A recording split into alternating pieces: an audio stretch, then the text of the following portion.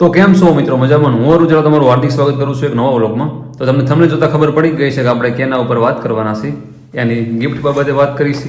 એમાં એવું હતું, કાલે આપણે વ્લોગ નાખ્યો હતો એક સાયન્સની બુકનો, જે આપણે કોન્સ્ટેબલની જેટલા યોદ્ધાઓ તૈયારી કરે છે, અથવા હું પણ કોન્સ્ટેબલની તૈયારી કરું છું.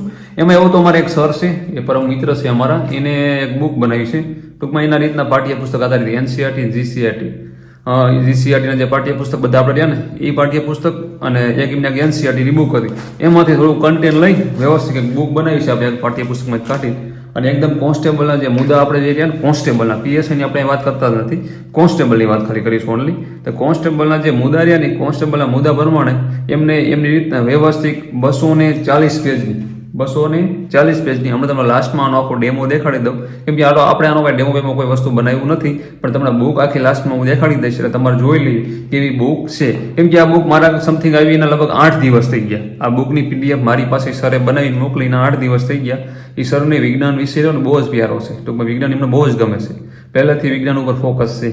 તે મને કરુણભાઈ, હું વિજ્ઞાનની મને બહુ સારું ફાવે છે, તો તમારે કોન્સ્ટેબલને લગતું કે આથી મહિના મોર મારા એમની ભેગી વાતચીત થઈ હતી, તો કહેતા હોય તો કે વિજ્ઞાનનું કાંઈક તમને કરી દઉં સેટિંગ.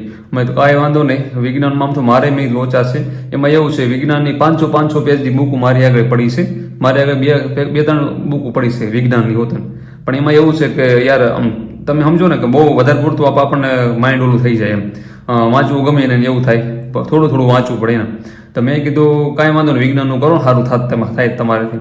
તો જે કાંઈ વાંધો નહીં, હું કાંઈ મારી કે એમના 2 કલાક ફાળવીને તમને કે વિજ્ઞાનની મસ્ત કે પીડીએફ બુક બનાવી દઉં કે.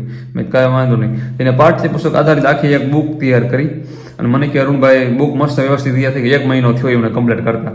અને આપણે તમને ખબર જ છે, આપણે જિલ્લામાં પડ્યા હતા, આપણે જિલ્લા એક ધારો આપણે ગુજરાતના ચાલુ હતા નોટ કરવાના. તો મેં કીધું પછી મને અઠવાડિયા મોરી પીડીએફ મારી પાસે આવી, અને મેં કઢાવીના 3-4 દિવસ થઈ ગયા. અને પ્રિન્ટ કરાવીને મેં પ્રિન્ટ કરાવી, મારા કે પીડીએફ આવી અને મેં પ્રિન્ટ કરાવી સારા ને. મેં આ 300 રૂપિયા દીધા પ્રિન્ટ કરાવવાના. અમારે શું કહેવાય, બધાને ટૂંકમાં શું કહેવાય, સ્પેશિયલ સ્ટેશનરી ઓલું હોય નહીં પ્રિન્ટર. આ ઓલું અમારે જે ઓલા જે બધા જેરોક્સ કરતા હોય ત્યાં દેવું પડે, એટલે ત્યાં આગળ શું કે ભાવ થોડો વધારે હોય. મોટા સિટીની એવું હોય ત્યાં આગળ તો સ્પેશિયલી દુકાન હોય, એટલે ત્યાં આગળ શું કે ભાવ ઓછો હોય. ટૂંકમાં આના 50% ન થાય એટલામાં પતી જાય, સમજાણું. અને અહીંયા અમારે બહુ પ્રાઇસ લે છે, પણ કાંઈ વાંધો નહીં, આપણે તો વસ્તુ જોઈ છે એટલે પૈસા દેવાય તૈયાર જ છીએ. તમે 300 રૂપિયા દીધા આના અને કરાવી. બાકી તો રાજકોટમાં એ ગયો હું, રાજકોટમાં તો એ ટાઈમે રાજકોટમાં 100 રૂપિયામાં થઈ જાય, સમજાયું. ત્યાં આગળ તો લગભગ 1 રૂપિયાના 4 પેજ કરી દેતા હતા એ લોકો. અત્યારે નથી થતું એવું કાંઈ. પણ અહીંયા તો અમારે ચોટીલામાં તો બહુ વધારે પડતા ભાવ લેશે. પણ કાંઈ વાંધો નહીં, કેમ કે આપણે કન્ટેન્ટ મળતું હોય તો આપણે કાઢવા તૈયાર જ છીએ, દેવાય તૈયાર જ છીએ.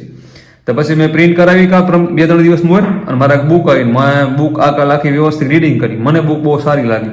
8 કલાકમાં આખું રીડિંગ થઈ ગયું, કમ્પ્લીટ રિવિઝન થઈ ગયું. જેટલા પણ મુદ્દા છે ને આપણે કોન્સ્ટેબલના, એ પ્રમાણે એમને બધા કવર કર્યા એમની રીતના, અને વ્યવસ્થિત આખું રિવિઝન થઈ ગયું. મને એમને એમ કીધું હતું કે અરુણભાઈ, મારું વ્યક્તિગત એવું કેવું છે કે મેં 90% ફોકસ રાખ્યું છે.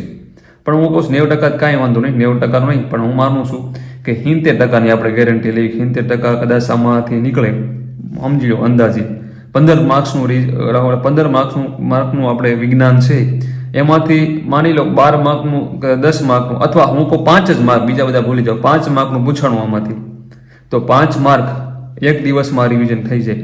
500 પેજની બુક ગમે એ લઈ લો, તમે બુક અડો ને આખો દી ગમે એ વાંચો ને, તો તમે 50 પેજ બહાર જઈ જ ન, 50 પેજ બહાર તમે ન વાંચી શકો. હું ખુદ 9 મહિનાથી રીડિંગ કરું, મને ખબર કેટલું વંચાય નહીં. એટલે આ બુક આમ રિવિઝન માટે બહુ સારી છે. તમે કોઈ મોટી બુક વાંચી હોય 1-2 વાર, મેં ઓલરેડી જીસીએની બુક 3 વાર મેં રિવિઝન કરી.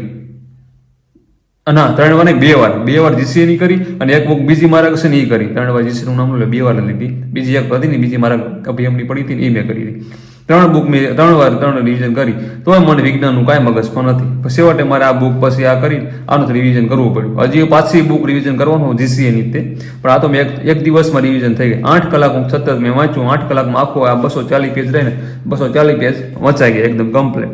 એટલે આખા રિવિઝન થઈ ગયા. એટલે આ એક બુકની રિવિઝન છે, એ વાતની તમારે ખાસ નોંધ લેવી. એટલે આપણું હું કે આપણે મંતવ્ય એવું છે કે ટૂંકમાં 5 માર્કમાં પૂછાઈ ગયું હોય તો આખો દાડો વાંચ્યો હોય, એવી 1-2 વાર વાંચી હોય આપણે તો આપણું એકદમ કમ્પ્લીટ વ્યવસ્થિત રિવિઝન થઈ જાય. લગભગ મોસ્ટ ઓફ બધા એને ટોપિક યાની પોઈન્ટ બધા એને કવર કરી લીધા છે. તમને એન્ડમાં તમને હું દેખાડું છું આખી બુક એટલે તમને ખબર પડી જશે કેવી છે કેવી નથી, અને બહુ સારી છે. એમાં એવું હતું વોટ્સએપમાં આજે સમથિંગ કેટલા લોકોનો ઘણા લોકોના મેસેજ પડ્યા હતા, કરુણભાઈ સાયન્સની બુક તમે જે રિવિઝન કરી અમને આપો ને, પૈસા થાય એમ આપી દઈએ. અને પૈસા તો આમાં એવું છે આપણે અમાઉન્ટ તો કોઈ બી પીડીએફ ના રાખવાના જ છે, કેમ એટલે અમાઉન્ટ તો ફરજિયાત આપણે રાખવાનું જ છે. એનું મેઇન રીઝન એવું છે કે આપણે અગાઉ 1400 લોકોને પીડીએફ ફ્રીમાં નાખી હતી બધે, એટલે ઘણા લોકો છે ને મિસયુઝ કરવા માંડ્યા છે. એટલે આપણે અમાઉન્ટ ફરજિયાત તો જ વસ્તુની મૂલ્યો બધાને સમજાય, મૂલ્ય કોઈને સમજાય નહીં કે આપણે એકચ્યુઅલી પૈસા પે કર્યા છે રીડ કરવી પડશે. માની લો મેં અત્યારે બુક લીધી, મેં પીડીએફ મારા આવી ગઈ એમના, મારો મેં ફ્રીમાં જ લીધી, પછી આ પીડીએફને પ્રિન્ટ કરાવી, હું અહીંથી 200 રૂપિયા પેટ્રોલ પાડીને ગયો અને પ્રિન્ટ કરાવીને લાવ્યો તો મારે આ પીડીએફ 500 રૂપિયામાં પડી. પણ મને આવો વાંચવાનું મેં તરત આવીને બીજા દિવસે તરત આખો દિવસ વાંચી નાખી. કેમ વાંચ્યું કે મેં પૈસા આના પૈયા એટલા વગાડ્યા છે ને આપણે વાંચવી પડશે એટલા માટે કહું છું. પૈસા તો રાખવાના, પણ થોડું ઓછું મૂલ્ય રાખવી આપણે બધાને ધ્યાનમાં. આજે દેખનો મેસેજ હતો કરુણભાઈ કે હું તમને જાણે કે મારા ખાતામાં 76 કે 77 રૂપિયા મને કીધા કે એટલા પડ્યા છે એટલા પૈયા કરી દો, મને સાયન્સની બુકની પીડીએફ મોકલી દો ને કે આપણે હોય એવું કહી દેવાય. અને આપણે ગમે એ વસ્તુ રહીને હવે હાવ નોર્મલ આપણો ચાર્જ વ્યવસ્થિત વિચાર કરો કે મારા વોટ્સએપમાં 2000+ ફ્રેન્ડ છે.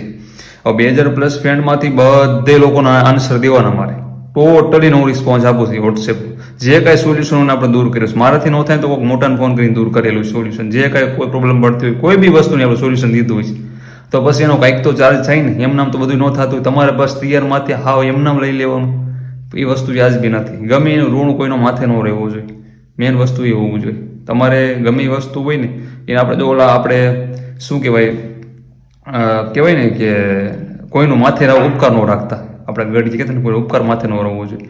તો મિત્રો આપણે આની પ્રાઇઝ રહીને એ ફ્રેન્ડના હું તમે રિયલી કહું છું કે એ ફ્રેન્ડને મેસેજ પ્રમાણે હું પ્રાઇઝ, બાકી મને પ્રાઇઝની કાંઈ ખબર નથી આને કેટલી પ્રાઇઝ છે, પણ હું 77 રૂપિયા જ રાખીશ એની પ્રાઇઝ. એ ભાઈના મેસેજ ઉપર, એ ભાઈનો મેસેજ મેં લગભગ સીને નથી કર્યો, 77 રૂપિયા કે ભાઈ હું પે કરી દો મારા ખાતામાં પડ્યા છે, એટલે આપણે 77 રૂપિયાની પ્રાઇઝ રાખશું. આ પીડીએફ જેને જોતી હોય ને 77 રૂપિયા પે કરવાના.